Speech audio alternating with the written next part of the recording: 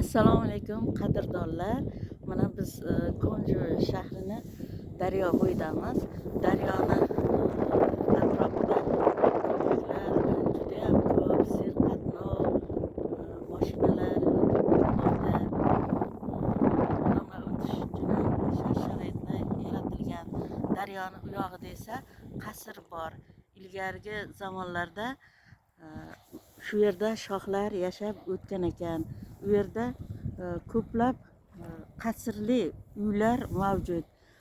U tomonni ham aylanib o'tdik. U yer juda ham manzarali va qadimiy davrni eslatuvchi manbalar to'la yetarlicha.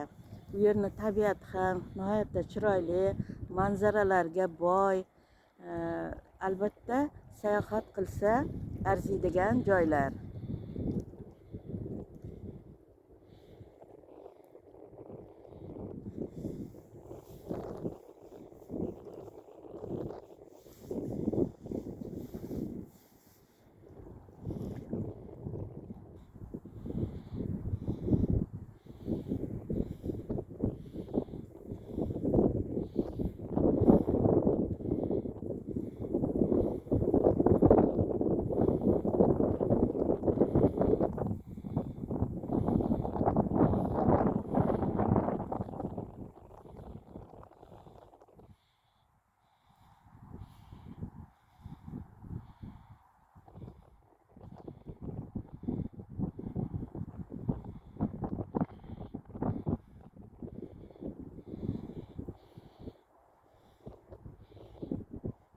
Sayohatimiz davom etmoqda.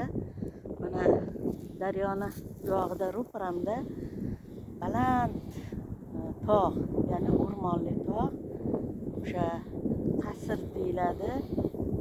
Qasrli uylar juda ham ko'p. Qarangki, qor yog'ib o'tdi kecha. Bu balandlik yog'idagi o'rmonli tog' esa